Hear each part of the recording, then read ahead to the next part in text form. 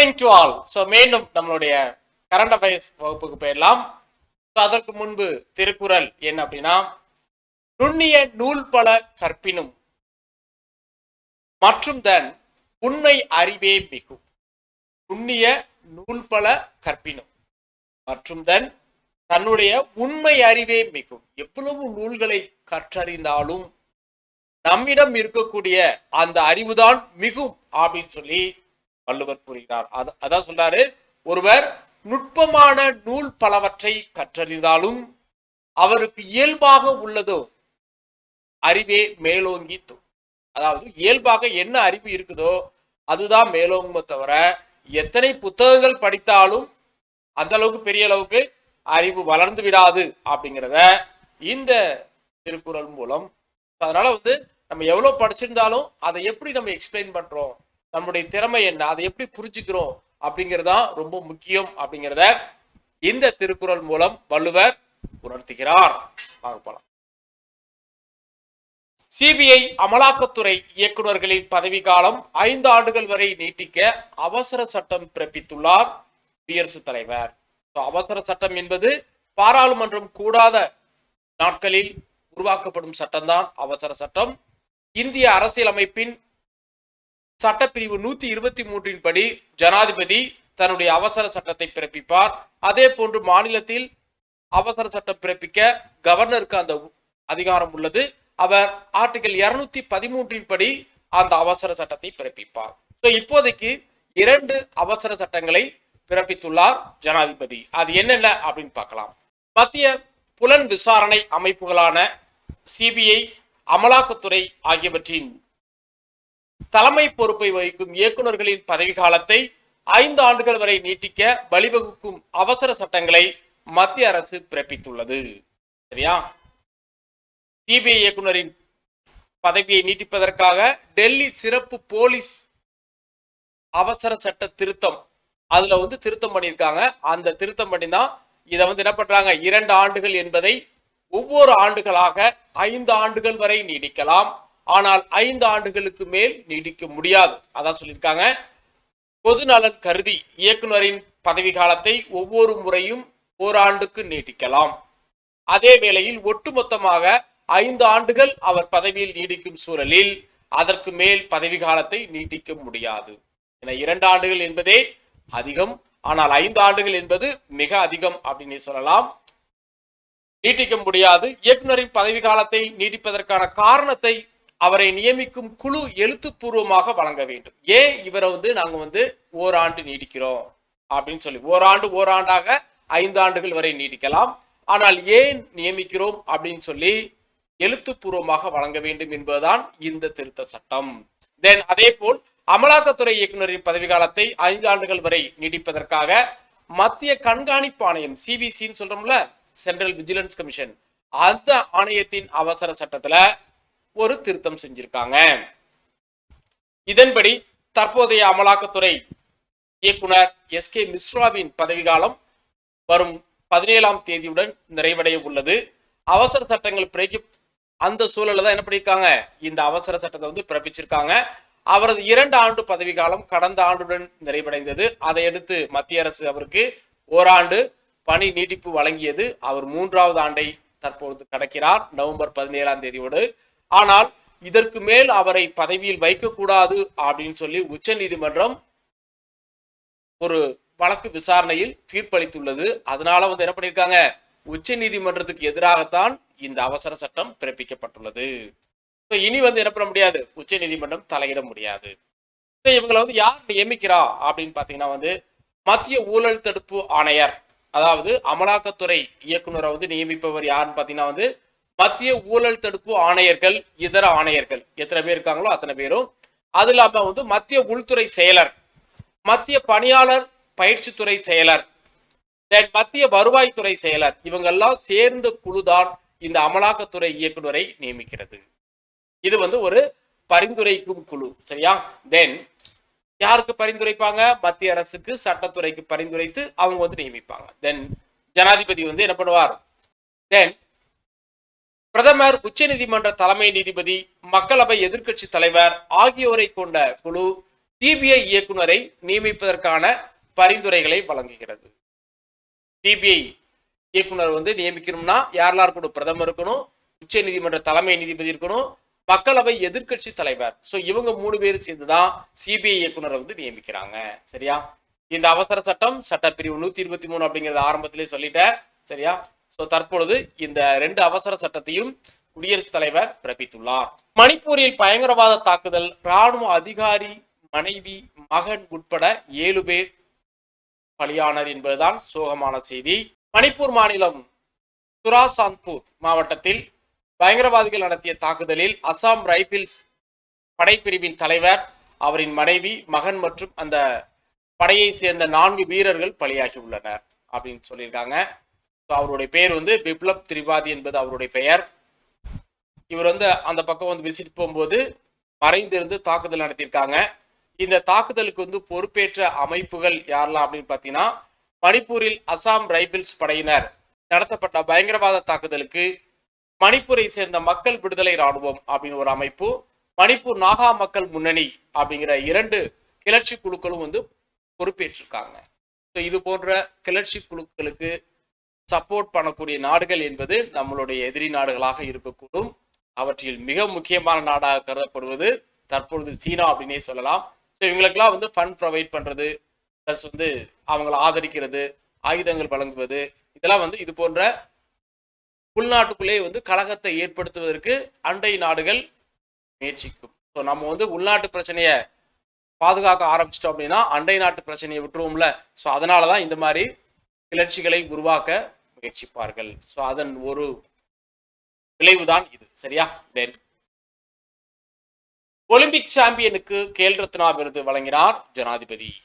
Tokyo Olympic போட்டியில வந்து ஈட்டி எறிதலில் தங்கம் வென்ற முதல் தடகள வீரர் நீரஜ் சோப்ராவுக்கு மேஜர் தயான்சந்த் கேல் ரத்னா விருதை சனிக்கிழமை வழங்கினார் குடியரசுத் தலைவர். இதுக்கு முன்னாடி வந்து ராஜீவ்காந்தி கேல் ரத்னா விருதுன்னு வச்சிருந்தாங்க. இப்ப என்ன பண்ணிட்டாங்க? தயான்சந்த் கேல் ரத்னா விருது அப்படின்னு சொல்லி மாத்திட்டாங்க. இதுல யார் யாருக்கெல்லாம் கொடுத்திருக்காங்கன்னா 12 பேருக்கு வந்து தயான்சந்த் கேல் ரத்னா விருது கொடுத்திருக்காங்க. அவங்க யாரெல்லாம் பாருங்க. நீரஜ் சோப்ரா தடகளம், ரவிக்குமார் வந்து மல்யுத்தம், லவ்லினா சண்டை, பிஆர் ஸ்ரீஜேஷ் ஹாக்கி, அவனி லெஹரா பாரா துப்பாக்கி சுடுதல், சுமித் அண்டில் பாரா தடகளம், பிரமோத் பகத் பாரா பேட்மிண்டன், கிருஷ்ணா நாகர் பாரா பேட்மிண்டன், மணிஷ் நர்வால் பாரா துப்பாக்கி சுடுதல், மிதாலி ராஜ் கிரிக்கெட், சுனில் சேத்ரி கால்பந்து, கால்பந்துல ஒருத்தர் வாங்கியிருக்காரு, மேன்பிரீத் சிங் ஹாக்கி ஆகிய 12 பேருக்கு தயான்சந்த் கேல் ரத்னா விருதை குடியரசுத் தலைவர் வழங்கினார். அது இல்லாம துரோணாச்சாரியா விருது வாழ்நாள் பிரிவில் வந்து டிபி உஷப், சர்கார் தல்வார், சர்பால் சிங், அஸ்வன் குமார் இவங்களுக்குலாம் வந்து துரோணாச்சாரியா விருது வழங்கியிருக்கார். தென் பஞ்சாப் பல்கலைக்கழகம் 2021ஆம் ஆண்டுக்கான மௌலானா அபுல் கலாம் ஆசாத் கோப்பையை பெற்றது என்பதும் குறிப்பிடத்தக்கது. முதல்வரின் முகவரி என்ற புதிய துறை உருவாக்கப்பட்டுள்ளது தமிழகத்தில். முதல்வரின் குறை தீர்ப்பு துறைகள் ஒருங்கிணைக்கப்பட்டு முதல்வரின் முகவரி என்ற புதிய துறை உருவாக்கப்பட்டுள்ளது. இது தொடர்பாக தலைமை செயலர் இறையன்புதான் அவர் ஒரு அரசாணை வெளியிட்டிருக்காரு. இதுல வந்து எதெல்லாம் இணைக்கிறாங்க அப்படின்னு பாத்தீங்கன்னா வந்து முதல்வரின் தனிப்பிரிவு, முதல்வரின் உதவி மையம் மற்றும் ஒருங்கிணைக்கப்பட்ட குறை தீர்ப்பு மேலாண்மை அமைப்பு, உங்கள் தொகுதியில் முதல்வர் துறை ஆகியவை ஒருங்கிணைக்கப்பட்டு இது எல்லாத்தையும் சேர்த்து முதல்வரின் முகவரி அப்படிங்கிற ஒரு புதிய துறையை வந்து உருவாக்கியிருக்காங்க. இந்த புதிய துறையின் சிறப்பு அலுவலராக ஷில்பா பிரபாகர் சதீஷ் வந்து IAS நியமிக்கப்பட்டுள்ளார். உலக நீரிழிவு தினம் நவம்பர் 14ஆம் தேதி கடைபிடிக்கப்பட்டு வருகிறது. இதை பற்றிய செய்தி என்ன அப்படின்னா வந்து உலக அளவில் நீரிழிவு நோயாளிகள் அதிகம் இருக்கும் நாடுகளின் பட்டியலில் சீனா முதலிடத்தில் உள்ளது, அடுத்த இடத்தில் இந்தியா உள்ளது. குறிப்பாக தமிழ்நாட்டில் நீரிழிவு நோயாளிகளின் விகிதம் அதிகமாகவே இருக்குது அப்படின்னு சொல்றாங்க. நீரிழிவு தனிப்பட்ட நோய் அல்ல, இது வாழ்வியல் மற்றும் மாற்றம் காரணமாக ஏற்படும் குறைபாடு. சோ நம்மளுடைய இன்சுலின் சுரப்பதன் அளவு குறைவதால் இந்த நீரிழிவு நோய் ஏற்படுகிறது. இந்த உலக நீரிழிவு நோய் கூட்டமைப்பும் உலக சுகாதார நிறுவனமும் சேர்ந்துதான் 1991ஆம் ஆண்டு முதல் ஒவ்வொரு ஆண்டும் நவம்பர் 14ஆம் தேதி இந்த தினம் கடைபிடிக்கப்பட்டு வருகிறது. 2006ஆம் ஆண்டுல இருந்து ஐக்கிய நாடுகளும் இதை வந்து அதிகாரப்பூர்வ நாளாக அறிவித்தது என்பதும் குறிப்பிடத்தக்கது. சரியா? இந்த தினத்தை ஒட்டி கோட்டூர்புரம் அண்ணா நூற்றாண்டு நூலகத்துல இந்த மாதிரி ஒரு ப்ளூ கலர் நிற ஒளி விளக்குகளால் அலங்கரிக்கப்பட்டது என்பதும் குறிப்பிடத்தக்கது. எழுத்தாளர்களுக்கு பொற்கிளி விருதுகள் அமைச்சர் வழங்கினார். ஆல்ரெடி அறிவிச்சதுதான். இதை பற்றி செய்தி நம்ம ஆல்ரெடி நம்மளுடைய சேனலை போட்டிருக்கோம். பபாசி சார்பில் சென்னையில் நடைபெற்ற விழாவில் 2020-21 ஆண்டுக்கான கலைஞர் மு கருணாநிதி பொற்கிளி விருதுகளை எழுத்தாளர்களுக்கு மக்கள் நல்வாழ்வுத்துறை அமைச்சர் மா சுப்பிரமணியன் வழங்கினார். 2020 ஆண்டுக்கான இந்த விருது முருகேச பாண்டியன், மங்கை, அறிவுமதி, பொன்னீலன், ஆர் பாலகிருஷ்ணன் ஆங்கிலம், சித்தலிங்கையா, பிறமொழி அப்படின்னு சொல்லி இந்த மாதிரி இந்த பிரிவுகள்ல கொடுக்குறாங்க. இது 2020. அதே போன்று 2021 ஆண்டுக்கான விருது ராஜேந்திர சோழன், அபி, தென் எஸ் ராமகிருஷ்ணன் உரைநடை, வெளி ரங்கராஜன் நாடகம், மர்தநாயகம் ஆங்கிலம் போன்ற பிரிவுகளில் வழங்கப்பட்டது என்பது குறிப்பிடத்தக்கது. முதல் தனியார் ராணுவ தளவாட உற்பத்தி வசதி உத்தரப்பிரதேசத்தில் ராஜ்நாத் சிங் தொடக்கி வைத்தார். தனியார் ராணுவ தளவாடம் தயாரிக்கிறாங்க இந்தியால. இது எங்க அப்படின்னா உத்தரப்பிரதேசத்துல உள்ள ராணுவ தளவாட தொழிற்பாதையில் முதல் தனியார் உற்பத்தி வசதியை பாதுகாப்புத்துறை அமைச்சர் ராஜ்நாத் சிங் சனிக்கிழமை தொடக்கி வைத்தார். இதை யார் பண்றாங்க அப்படின்னு பாத்தீங்கன்னா பிடிசி இண்டஸ்ட்ரீஸின் துணை நிறுவனமான எல்ட்ராய் டெக்னாலஜிஸ் அப்படின்னு சொல்லக்கூடிய நிறுவனம் தான் இந்த ராணுவ தளவாடங்களை உத்தரப்பிரதேசல தயாரிக்கிறாங்க. இது தனியார் என்பது குறிப்பிடத்தக்கது. இதுவரை அரசுதான் தயாரிச்சுக்கிட்டு இருந்தாங்க. இப்ப என்ன பண்றாங்க? தனியார் தயாரிக்கிறாங்க. டெலிலா செயலி அறிமுகம். இது மக்களுக்கான ஒரு செயலி. மக்களுக்கான டெலிலா கைபேசி செயலி மத்திய சட்டம் மற்றும் நீதித்துறை அமைச்சர் கிரண் ரிஜிஜு சனிக்கிழமை அறிமுகப்படுத்தினார். எண்மை இந்தியா என்ற பிரதமரின் தொலைநோக்கு பார்வை மூலம் புதிய இந்தியா உருவாகிறது. எண்மை இந்தியா திட்டத்தின் கீழ்தான் இந்த டெலிலா செயலி உருவாக்கப்பட்டது. இது எதற்கு பயன்படும் அப்படின்னு பாத்தீங்கன்னா, இது வழக்கு விசாரணைக்கு முந்தைய செயல்முறையை வலுப்படுத்துவதற்கான ஒரு தளம். எல்லாருக்கும் வழக்கறிஞர்கள் அங்கு போய் என்ன பண்ணலாம்? சட்டம் சம்பந்தமான அறிவுரைகளை வழங்கலாம். அதற்கான ஒரு தளம் தான் இந்த டெலிலா என்பது. இந்திய விடுதலையின் அம்ருத் மகோத்சவ் கொண்டாடும் இந்த வேளையில் பொதுமக்கள் சுயசார்புடையவர்களாகவும் நீதியை எளிதில் அணுகக்கூடியவர்களாகவும், எல்லாருக்கும் நீதியை பற்றி தெரியணும், சட்டத்தை பத்தி தெரியணும் அப்படிங்கறக்காக இருக்கும் வகையில் ஒன்றிணைய வேண்டும். அதற்காக தான் இந்தியாவின் 75 ஆண்டுகால சுதந்திர கொண்டாட்டத்தின் ஒரு பகுதியாக அனைத்து மாநிலங்கள், யூனியன் பிரதேசங்களை உள்ளடக்கிய 75,000 கிராம ஊராட்சிகளில் டெலிலா செயலி விரிவாக்கம் செய்யப்படும். இதுல வழக்கறிஞர்கள் டெலிலா இயக்கத்தில் சேர்ந்து சட்ட உதவி சேவைகளுக்கான சட்ட வழிகாட்டுதல் மற்றும் ஆலோசனைகளை வழங்க வேண்டும் என்று அவர் கூறியுள்ளார். இதுவும் மக்களுக்கு வழக்கறிஞர்கள் கொடுக்கலாம் இந்த தளத்தின் மூலம் அப்படிங்கிறதும் கூறப்பட்டுள்ளது. ராஜஸ்தான் பேரவையை சிறார்கள் இன்று நடத்துகிறார்கள். ராஜஸ்தான் சட்டப்பேரவையில ஒரு நாடாளுமன்றம் மாதிரி சிறுவர்கள்லாம் சேர்ந்து, ஏன்னா நவம்பர் 14 சிறுவர்கள் தேசிய சிறுவர்கள் தினம், குழந்தைகள் தினம். இந்த தினத்தை முன்னிட்டு ராஜஸ்தான் பேரவையில் சிறார்களே முதல்வர், பேரவைத் தலைவர், எதிர்கட்சி தலைவர், எம்எல்ஏ அப்படின்னு சொல்லி என்ன பண்றாங்க? நாட்டில் முதல் முறையாக நாடாளுமன்ற வரலாற்றிலேயே இந்த மாதிரி ஒரு அவையை சிறுவர்கள் மட்டும் நடத்துறாங்க அப்படிங்கிறது தான். அது எங்க வச்சுன்னா ராஜஸ்தான் சட்டப்பேரவையில வச்சு. ராஜஸ்தான் சட்டப்பேரவையில் 200 பேர் உட்காரலாம். அந்த மாதிரியான ஒரு வசதி கொண்டதான் ராஜஸ்தான் சட்டப்பேரவை. அதே போன்று 200 சிறார்கள் மக்கள் பிரதிநிதிகளாக அமர்ந்து அங்க எல்லாம் விவாதம் பண்றாங்க. இங்க எல்லா விதமான அந்த கேள்வி நேரம், நாடாளுமன்றத்துல என்னென்ன நடக்குமோ அது எல்லாமே அந்த கேள்வி நேரம், உடனடி கேள்வி நேரம், அது இல்லாம 1 மணி நேரம் நடத்தும் இந்த சட்டப்பேரவையில எல்லாமே என்ன பண்றாங்க? விவாதிக்கப்பட உள்ளது. இந்த பேரவை கூட்டத்தில் பங்கேற்பதற்காக 15 மாநிலங்களில் இருந்து 5500 சிறார்கள் விண்ணப்பித்திருந்தனர். அவர்கள் திறமைகளின் அடிப்படையில் 6 முதல் 16 வயதிலான 200 பேர் தேர்ந்தெடுக்கப்பட்டனர். இந்த நிகழ்ச்சியில் ஐநாவின் யுனிசெப் இணைந்துள்ளது என்பதும் குறிப்பிடத்தக்கது. அனைத்து இந்திய மொழிகளுக்கும் நண்பன் ஹிந்தி அப்படின்னு சொல்லி உள்துறை அமைச்சர் கூறியிருக்கிறார். நாட்டின் வளமை அனைத்து மொழிகளின் வளமையை சார்ந்துள்ளதாக தெரிவித்த மத்திய உள்துறை அமைச்சர் அவர் என்ன பண்ணியிருக்கார் அப்படின்னா உத்தரப்பிரதேசத்தின் வாரணாசியில் அகில இந்திய ஆட்சி மொழி மாநாடு சனிக்கிழமை நடைபெற்றது. அப்போதுதான் இந்த வாசகத்தை தெரிவித்துள்ளார். அந்நிய மொழி ஆங்கிலம் பின்னாளில் வந்தது. அதே போன்று பாராளுமன்றத்துல வந்து அமைச்சக பணியில முழுமையாக ஹிந்தி பயன்படுத்தப்படுகிறது அப்படின்னு சொல்லி ஹிந்தியை வந்து ரொம்ப பெருமையா பேசியிருக்கார்.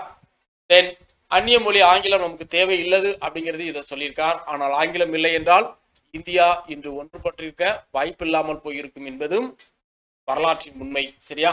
தென் 580 ஆண்டுகளுக்கு பின் நவம்பர் 19ஆம் தேதி மிக நீண்ட பகுதியளவு சந்திர கிரகணம். கிட்டத்தட்ட 1440ஆம் ஆண்டு இதே போன்று ஒரு சந்திர கிரகணம் நடந்தது. அதற்கு அடுத்தபடியாக இந்த நவம்பர் 19ஆம் தேதி தான் நடக்க போகுது. சரியா? ரைட். சந்திர கிரகணம் அப்படின்னால நமக்கு தெரியும், சூரியன், பூமி, சந்திரன் ஆகியவை ஒரே நேர்கோட்டில் வரும்போது சந்திர கிரகணம் ஏற்படுகிறது. அதாவது பூமியின் நிழல் வந்து என்னப்படுது, சூரியனை மறைத்து அந்த பூமியின் நிழல் சந்திரனையும் மறைக்கிறது. அதனால வந்து சந்திரன் வந்து கிட்டத்தட்ட வந்து ஒரு 3 மணி நேரம் காணாமல் போய்விடும். ஆக்சுவலா வந்து 1.5 மணி நேரம் தான் இருக்கும். ஆனா இப்ப வந்து என்ன ஆகுது, 3 மணி நேரம் பக்கம் வரைக்கும் வந்து காணாம போகுது இந்த சந்திர கிரகணத்தின் காரணமாக. அதனாலதான் மிக நீண்ட சந்திர கிரகணம் அப்படிங்கிறத இந்த நவம்பர் 19ஆம் தேதி சொல்றாங்க. சரியா? இத வந்து வடகிழக்கு இந்தியால இருந்து பார்த்தா நல்லா தெரியும் அப்படின்னு சொல்லியிருக்காங்க. மற்ற பகுதியில வந்து அந்த அளவுக்கு வந்து தெளிவாக தெரியாது அப்படிங்கிறதையும் சொல்லியிருக்காங்க. தென்னை நார் தொழிற்சாலைகள் ஆரஞ்சு வகை பட்டியலில் சேர்க்கப்பட்டுள்ளது. சோ இதற்கு முன்பு வந்து தென்னை நார்கள் பற்றிய தொழிற்சாலைகளை ஆரம்பிப்பதற்கு எந்த ஒரு லைசன்ஸும் அனுமதியும் பெற தேவையில்லை.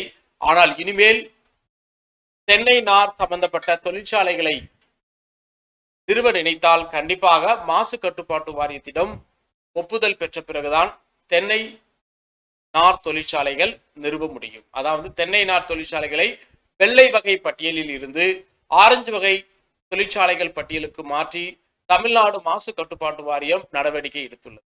அதற்கு என்ன காரணம்னா, தென்னை நார் வந்து கழுவும் பொழுது அதுல வந்து பித்து என்ன பண்றாங்கன்னா, அது நிறைய கழிவுகளை வந்து மண்ணோட சேர்த்து அந்த நீரோட போய் மண்ணுக்குள்ள கலந்து அது வந்து மிகப்பெரிய மாசை உருவாக்குகிறது. இதன் மூலம் வந்து நிலம் மற்றும் நீர் வந்து மாசுபடுகிறது. நிலத்தடி நீர் அப்புறம் நிலம் ரெண்டுமே வந்து மாசுபடுவதால் இது வந்து ஆபத்தானது. அதனால இதற்கு வந்து நீங்க எங்க ஆரம்பிக்க போறீங்க, எப்படி ஆரம்பிக்க போறீங்க, அதற்கான சூழல் என்ன அப்படிங்கறதெல்லாம் வந்து மாசு கட்டுப்பாட்டு வாரியத்திடம் வந்து ஒப்படைச்சா மட்டும்தான் அவங்க அனுமதி வழங்குவாங்க. சோ அதனால வந்து ஆரஞ்சு வகை பட்டியல்ல சேர்த்திருக்காங்க. இதான் வந்து வெள்ளை வகை தொழிற்சாலைகள் பட்டியலில் தென்னை நார் தொழிற்சாலை இருக்கும்போது மாசு கட்டுப்பாட்டு வாரியத்தில் தொழிற்சாலை தொடங்க அனுமதி பெற வேண்டிய அவசியம் இல்லை. ஆனால் தற்பொழுது அது அவசியமாகி உள்ளது. ஓய்வு பெற்ற IAS அதிகாரி திருப்புகழ் தலைமையில் சென்னை பெருநகர வெள்ள இடர் தணிப்பு மற்றும் மேலாண்மை குழு அமைக்கப்பட்டது. இந்த திருப்புகழ் யார் என்றால் தற்போதைய தலைமை செயலர் இறையன்பு அவர்களின் சகோதரர் என்பதும் குறிப்பிடத்தக்கது. சென்னை பெருநகர வெள்ள இடர் தணிப்பு மற்றும் மேலாண்மைக்கான அறிவுரை குழுவை ஓய்வு பெற்ற IAS அதிகாரி திருப்புகழ் தலைமையில் அமைத்து தமிழக அரசு அரசாணை பிறப்பித்துள்ளது. இவர் இதற்கு முன்பு குஜராத் கேடரை சேர்ந்தவர். குஜராத்தில் நரேந்திர மோடி அவர்கள் முதலமைச்சராக இருக்கும் பொழுது அவருக்கு மிக நெருக்கமாக இருந்தவர், தலைமை செயலராக இருந்தவர் என்பதும் குறிப்பிடத்தக்கது. 5 முக்கிய சேவைகளின் அடிப்படையில் உலக சாதனை புத்தகத்தில் இடம்பெற்றது திருப்பதி தேவஸ்தானம். அது என்ன அந்த 5 முக்கிய சேவை அப்படின்னு பாத்தீங்கன்னா வந்து வேர்ல்டு புக் ஆஃப் ரெக்கார்ட்ஸ் அப்படிங்கிற ஒரு நிறுவனம் லண்டனை தலைமையகமாக கொண்டு செயல்பட்டு வருகிறது. இந்த புத்தகத்தில் திருமலை திருப்பதி தேவஸ்தானம் இடம்பெற்றுள்ளது. திருமலை திருப்பதியில் அதிகமானோர் தலைமுடி காணிக்கை செலுத்துவது ஒன்று. அடுத்து வந்து அதிக லட்டு பிரசாரம் விநியோகம், தினமும் ஆயிரக்கணக்கான பக்தர்களுக்கு இலவசமாக அன்ன பிரசாதம் வழங்குதல், பக்தர்களுக்காக நெருக்கடி இல்லாத வரிசைகளை ஏற்பாடு செய்தல், திருப்பதியிலிருந்து திருமலைக்கு அமைக்கப்பட்டிருக்கும் நடைபாதை மற்றும் பக்தர்களுக்கு செய்யும் சேவை ஆகியவற்றால் தேவஸ்தானம் இந்த சாதனை புத்தகத்தில் இடம்பெற்றதாக அறிவிக்கப்பட்டது. பிரதமர் மோடியின் கனவு திட்டம் காசி விஸ்வநாதர் கோவில் காரிடார். அந்த கோவிலையும் கங்கை நதியையும் இணைப்பதற்கு ஒரு காரிடார் அமைக்கப்பட உள்ளது, அமைக்கப்பட்டு வருகிறது. நிறைவும் நிலையில் உள்ளதால் அதை டிசம்பர் 13ஆம் தேதி வந்து பிரதமர் திறந்து வைக்க உள்ளார். சோ இது வந்து பிரதமரின் கனவு திட்டமாக பார்க்கப்படுகிறது. ஏனென்றால் அவருடைய சொந்த தொகுதி வாரணாசி என்பதும் குறிப்பிடத்தக்கது. உத்தரப்பிரதேச மாநிலம் வாரணாசியில் கடந்த 2018ஆம் ஆண்டு மார்ச்சில் காசி விஸ்வநாதர் கோவில் வளாக திட்டம் 600 கோடி செலவில் தொடங்கப்பட்டது. இது வந்து பிரதமர் மோடியின் கனவு திட்டம். காசி விஸ்வநாதர் கோவிலை கங்கை கரைகளுடன் இணைக்கும் வகையில் லலிதா படித்துறையில் இருந்து 320 மீட்டர் நீளமும் 20 மீட்டர் அகலமும் கொண்ட நடைபாதை, மிகப்பெரிய அருங்காட்சியகம், நூலகம், பக்தர்கள் தங்கும் மையம் உள்ளிட்ட அடிப்படை கட்டமைப்புகள் மேம்படுத்தப்படுகிறது. அதைத்தான் டிசம்பர் 13ஆம் தேதி திறந்து வைக்க உள்ளார் பிரதமர். கொரோனா வைரஸ் அச்சுறுத்தல் காரணமாக கடந்த ஆண்டு நடக்காமல் இருந்த சர்வதேச பலூன் திருவிழா நேற்று முன்தினம் கோலாகலமாக மெக்சிகோவில் தொடங்கியது என்பதுதான் செய்தி. பலூன் திருவிழா எங்கு நடந்தது என்றால் மெக்சிகோ லியோன். உலக சட்ட ஆணைய உறுப்பினராக இந்தியர் தேர்வு. 163 நாடுகள் ஆதரித்து இவர் தேர்ச்சி பெற்றுள்ளார் என்பது குறிப்பிடத்தக்கது. ஐநாவின் சர்வதேச சட்ட ஆணையம் 1947ஆம் ஆண்டு உருவாக்கப்பட்டது. சர்வதேச சட்டங்கள் மற்றும் அதன் விதி தொகுப்புகளை மேம்படுத்தி பரிந்துரை வழங்குவதும் ஊக்குவிப்பதும் இதன் முக்கிய பணியாகும். இதன் உறுப்பினர் பதவிக்கு எப்போதும் கடும் போட்டி நிலவும். இந்த நிலையில இந்த ஆணையத்தின் உறுப்பினர் பதவிக்கு இந்தியாவின் ராஷ்டிரிய ரக்ஷா பல்கலைக்கழகத்தின் துணைவேந்தரும் இந்திய தேசிய பாதுகாப்பு ஆலோசனை குழுவின் உறுப்பினருமான விமல் படேல் தேர்வாகியுள்ளார். சர்வதேச சட்ட ஆணையத்தின் மொத்த உறுப்பினர்கள் எண்ணிக்கை 34 என்பதும் குறிப்பிடத்தக்கது. ஆசிய பசிபிக் பகுதியில் தென் சீன கடல் பிரச்சனை போயிட்டு இருக்குது உள்ளிட்ட பகுதியில் சீனா சட்டவிரோதமாக ஆதிக்கம் செலுத்த முயற்சிக்கும் நிலையில சர்வதேச சட்ட ஆணையத்துக்கு விமல் படேல் தேர்வாகி இருப்பது இந்தியாவுக்கு சற்று பலம் சேர்க்கிறது. ஜெயவர்தனேவுக்கு ஐசிசி கௌரவம். ஜெயவர்தனே யார் என்றால்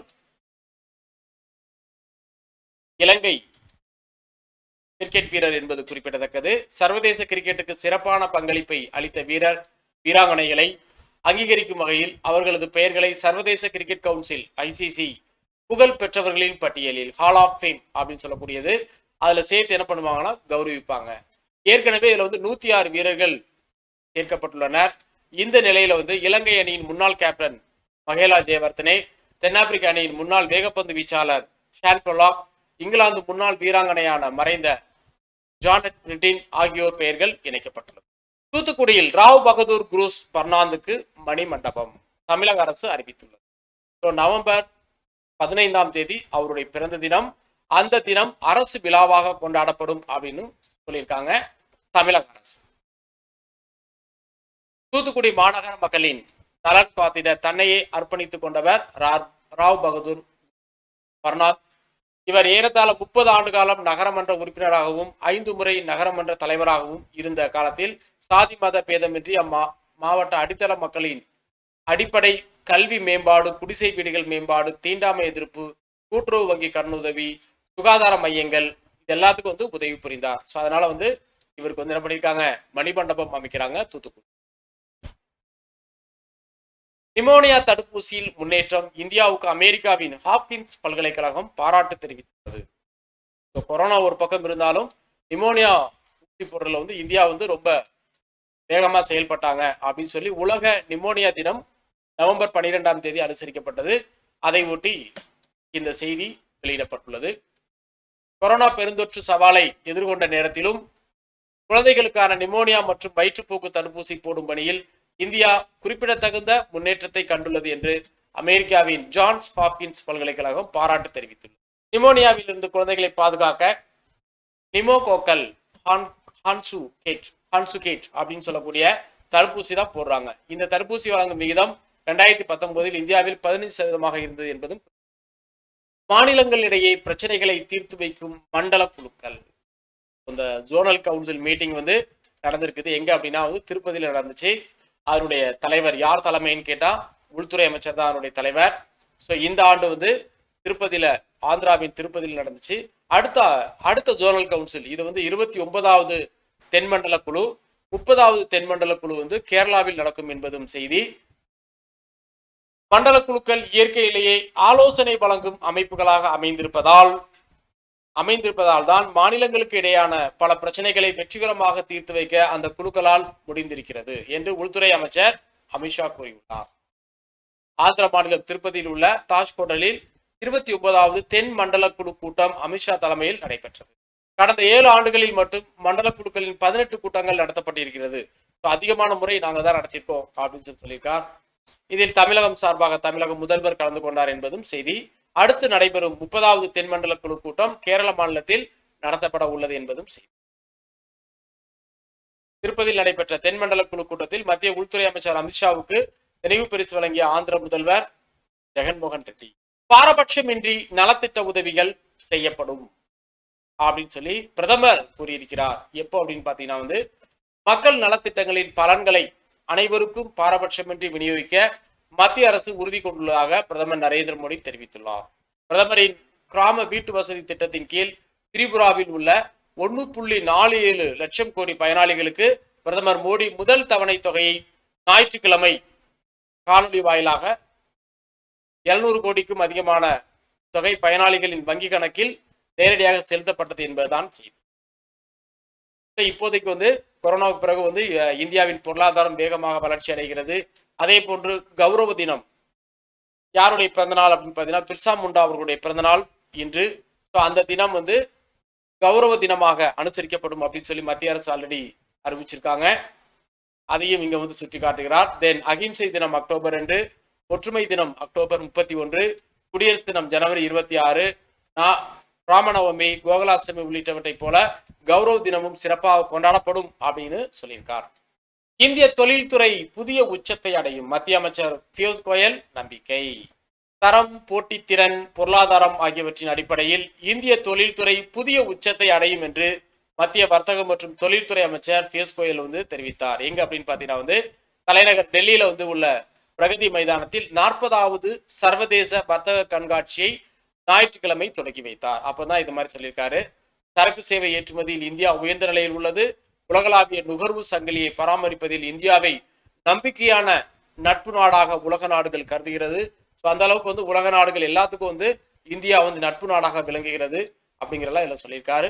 இந்தியாவிலேயே தயாரிப்போம் என்ற இலக்குடன் தொழில் சேவைத்துறை உலகின் மையமாக இந்தியா மாற முடியும் அப்படிங்கிற நம்பிக்கையும் தெரிவித்துள்ளார். இந்தியாவுக்கு S-400 ரக ஏவுகணை தொகுப்புகளை வழங்கும் பணிகள் தொடக்கம். ஆல்ரெடி ஆர்டர் பண்ணியிருந்தோம் ரஷ்யால. இப்ப என்ன பண்ணிட்டாங்க, அது வழங்க போறாங்க. இந்த S-400 அப்படிங்கிறது தரையிலிருந்து வானில் உள்ள இலக்குகளை தாக்கி அழிக்கும் திறன் கொண்டதுதான் இந்த S-400 ரக ஏவுகணை. இதை ரஷ்யாட்ட இருந்து நம்ம வாங்குறோம். சரியா? இதற்கு அமெரிக்கா கடுமையாக எதிர்ப்பு தெரிவித்தது டொனால்ட் ட்ரம்ப் அதிபராக இருக்கும் பொழுது. ஆனால் தற்பொழுது அந்த எதிர்ப்பு சற்று குறைந்துள்ளது.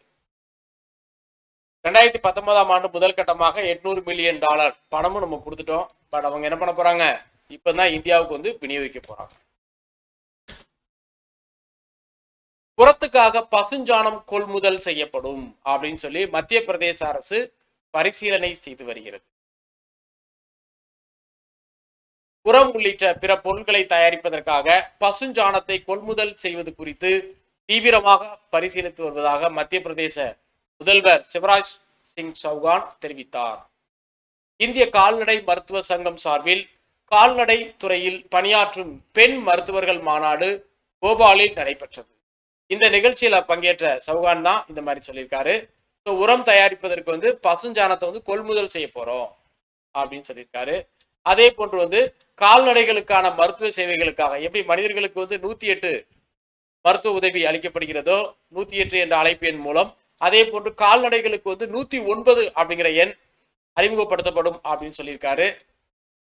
அதே மாதிரி பசுக்களுக்கான சரணாலயம், கோசாலைகளை மத்திய பிரதேச அரசு உருவாக்கி உள்ளது என்பதும் இதற்கு முந்தைய வரலாறு. சரியா? மருத்துவ உதவி எண் மத்திய பிரதேச பொறுத்த வரைக்கும் அப்படின்னு சொல்லி பரிசீலித்து வருகிறாங்க. பருவநிலை மாற்ற ஒப்பந்தம் இந்தியாவின் யோசனை ஏற்பு. கடைசியாக கடந்த 31ஆம் தேதி ஆரம்பிச்ச இந்த மாநாடு சனிக்கிழமையோடு நிறைவுக்கு வந்துள்ளது. இதுல அந்த ஒப்பந்தத்தில் முடிவா 200 நாடுகள் இதுக்கு ஒப்புதல் கொடுத்திருக்காங்க. அந்த ஒப்பந்தத்துல நிலக்கரி பயன்பாட்டை படிப்படியாக நிறுத்த வேண்டும் அப்படின்னு சொல்லி குறிப்பிட்டிருந்தாங்க. ஆனா இந்தியா நிலக்கரி பயன்பாட்டை படிப்படியாக குறைக்க வேண்டும் அப்படின்னு சொல்லி மாற்றுமாறு இந்தியா கோரிக்கை விடுத்தது.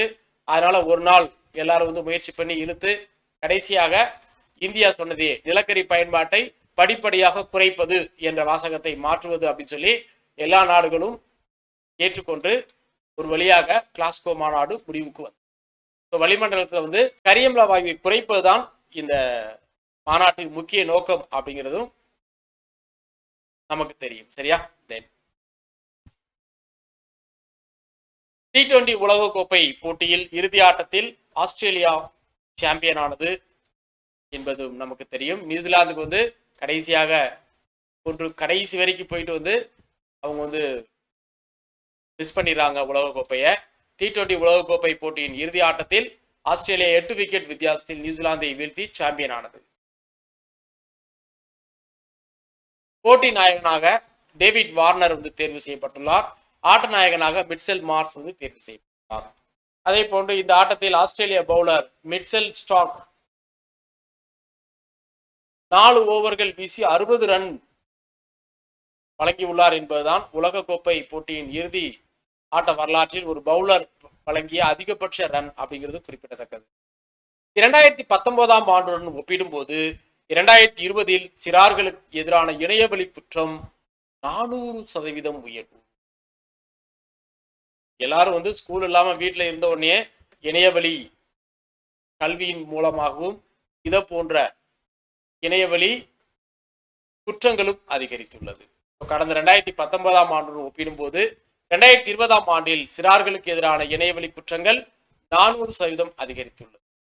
நாட்டில் இதுவரை இல்லாத அளவுக்கு கடந்த 2020 ஆண்டு சிறார்களுக்கு எதிரான இணையவழி குற்றங்கள் பல மடங்கு அதிகரித்துள்ளது. 2019 164 வழக்குகள் பதிவாயின. இவை 2018-17 ஆண்டுகள் முறையே 117, 79 இருந்தது. ஆனால் 2020 842 வழக்குகள் பதிவு செய்யும்.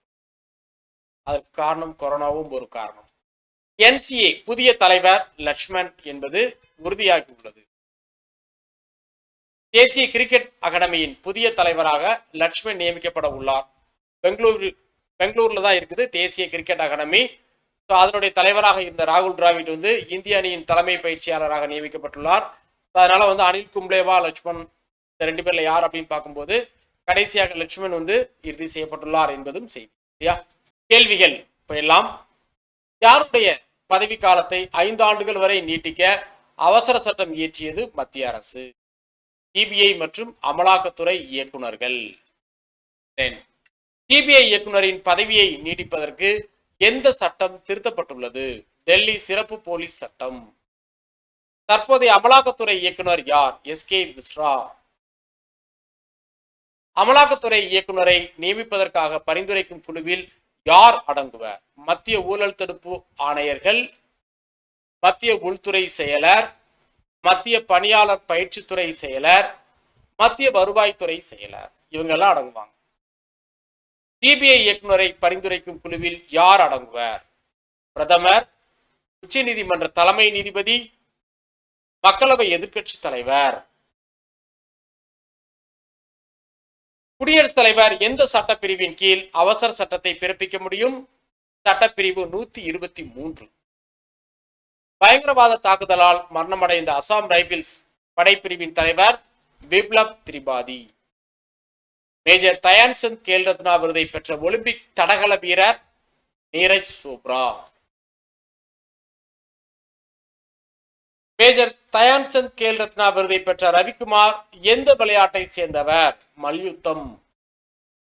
2021 ஆண்டுக்கான மௌலானா அபுல் கலாம் ஆசாத் கோப்பையை பெற்ற பல்கலைக்கழகம் பஞ்சாப் பல்கலைக்கழகம். தென்மண்டல குழுவின் 29வது கூட்டம் எங்கு நடைபெற்றது? திருப்பதி. தென்மண்டல குழு யார் தலைமையில் நடைபெற்றது? உள்துறை அமைச்சர் தான் எப்போதுமே தலைமை வகிப்பார். முதல்வரின் முகவரி என்ற புதிய துறையை தொடங்கிய மாநிலம் தமிழ்நாடு. தமிழ்நாட்டில் எந்தெந்த துறைகள் ஒருங்கிணைக்கப்பட்டு முதல்வரின் முகவரி என்ற புதிய துறை உருவாக்கப்பட்டுள்ளது அப்படின்னு கேட்டா, முதல்வரின் தனிப்பிரிவு, முதல்வரின் உதவி மையம் மற்றும் ஒருங்கிணைக்கப்பட்ட குறைதீர்ப்பு மேலாண்மை அமைப்பு, உங்கள் தொகுதியில் முதல்வர் துறை. இந்த மூன்றும் ஒருங்கிணைக்கப்பட்டுள்ளது. முதல்வரின் முகவரி துறையின் சிறப்பு அலுவலராக நியமிக்கப்பட்டவர் ஷில்பா பிரபாகர் சதி. உலக நீரிழிவு தினத்தை அறிவித்த அமைப்பு உலக நீரிழிவு நோய் கூட்டமைப்பு பிளஸ் உலக சுகாதார நிறுவனம். 2 பேரும் சேர்ந்து அறிவிச்சிருக்காங்க. எந்த ஆண்டு முதல் உலக நீரிழிவு தினம் அனுசரிக்கப்பட்டு வருகிறது? 1991. உலக நீரிழிவு தினம் எந்த தினத்தில் கடைபிடிக்கப்படுகிறது? நவம்பர் 14. 2020ஆம் ஆண்டுக்கான கலைஞர் மு கருணாநிதி பொற்கிளி விருது பெற்ற ஆங்கில பிரிவு எழுத்தாளர் ஆர் பாலகிருஷ்ணன். முதல் தனியார் ராணுவ தளவாட உற்பத்தியை தொடங்கிய நிறுவனம் எல்ட்ராய் டெக்னாலஜிஸ். எந்த திட்டத்தின் கீழ்?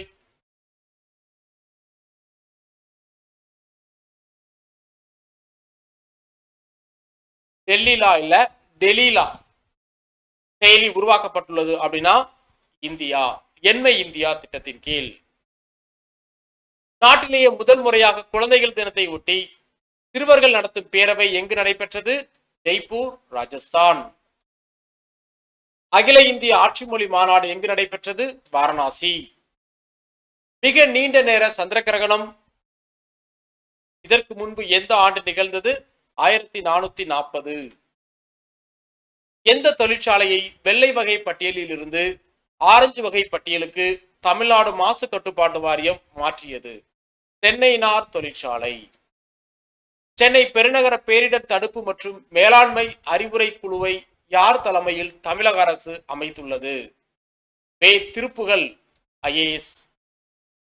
வேர்ல்டு புக் ஆஃப் ரெக்கார்ட்ஸ் நிறுவனத்தின் தலைமையகம் எங்கு உள்ளது? லண்டன். தேவைகள் அடிப்படையில் உலக சாதனை புத்தகத்தில் இடம்பெற்ற இந்திய கோவில் திருப்பதி தேவஸ்தானம். பிரதமர் மோடியின் கனவு திட்டமான 2018ஆம் ஆண்டு 600 கோடி செலவில் தொடங்கப்பட்ட திட்டம் எது? காசி விஸ்வநாதர் கோவில் காரிடார். சர்வதேச பலூன் திருவிழா எங்கு தொடங்கியது? Leon, Mexico. ஐநாவின் சர்வதேச சட்ட ஆணைய உறுப்பினராக தேர்வு செய்யப்பட்ட இந்தியர் பிமல் படேல். ராவ் பகதூர் குரூஸ் பர்னாந்து மணிமண்டபம் எங்கு அமைக்கப்பட உள்ளது? தூத்துக்குடி. உலக நிமோனியா தினம் எந்த நாள் கடைபிடிக்கப்படுகிறது? நவம்பர் 12. 30வது தென்மண்டல குழு எங்கு நடைபெற உள்ளது? கேரளா. இந்தியாவில் கௌரவ தினமாக எந்த நாள் கொண்டாடப்பட உள்ளது? நவம்பர் 15 பிர்சா முண்டா பிறந்த தினம். பிரதமரின் கிராம வீட்டு வசதி திட்டத்தின் கீழ் எந்த மாநிலத்திற்கு முதல் தவணை தொகையை பிரதமர் வழங்கினார்? திரிபுரா மாநிலம். 40வது சர்வதேச வர்த்தக கண்காட்சி எங்கு தொடங்கப்பட்டுள்ளது? புதுடெல்லி.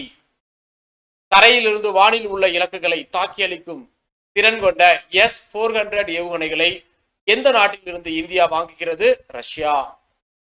கால்நடை துறையில் பணியாற்றும் பெண் மருத்துவர்கள் மாநாடு எங்கு நடைபெற்றது? போபால், மத்திய பிரதேசம். கால்நடைகளின் அவசர மருத்துவ தேவைகளுக்கான 109 என்ற எண்ணை அறிமுகப்படுத்த உள்ள மாநிலம் மத்திய பிரதேசம். உரத்திற்காக பசுஞ்சாணம் கொள்முதல் செய்ய உள்ள மாநிலம் மத்திய பிரதேசம். கிளாஸ்கோ பருவநிலை மாற்றம் ஒப்பந்தத்தின் இறுதி வடிவ வாசகம் நிலக்கரி பயன்பாட்டை படிப்படியாக குறைப்பது.